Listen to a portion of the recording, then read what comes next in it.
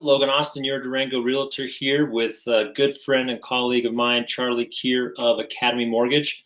Just wanted to kind of share some of the conversations he and I have been having about the market and just kind of getting a better understanding of what to expect if you're a buyer or seller out there in the world of real estate. So I guess to kind of start, Charley, I guess you just had a big conversation kind of at the corporate level with Academy talking about where rates are and where things may be going. What can you share with us about what your guys' forecasts are?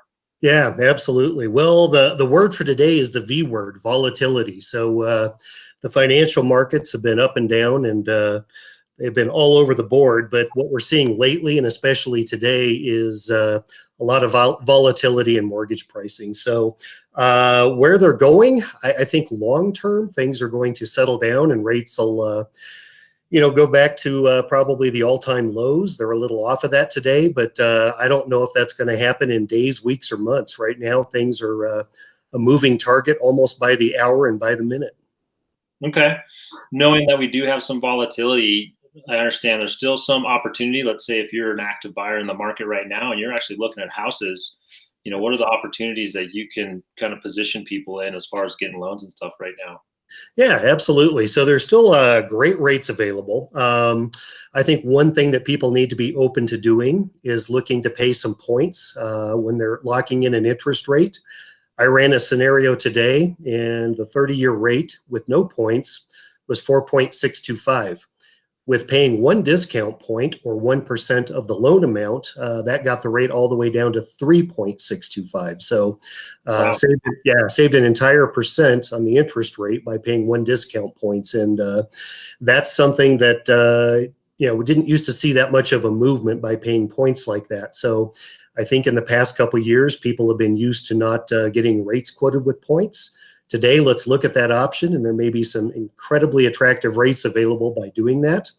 Another opportunity, and not everybody will be in a position to do this, but if you are, consider going with a shorter term. 15-year rates are better than 30-year rates, and I think it would make a lot of sense to investigate that, see if that payment would work for you, and if so, maybe shorten the term to take advantage of the best rates.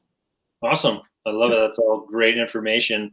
And, kind of looping back, you had mentioned how some of that volatility may kind of dampen as things kind of play out in the market. So if I'm a buyer and right now I'm about to go under contract on something, what's kind of a strategy that I should be aware of as far as what I do with my loan application versus locking in a rate? Like, kind of what's my best avenues to position myself as a buyer to make sure I get a great rate on a loan right now?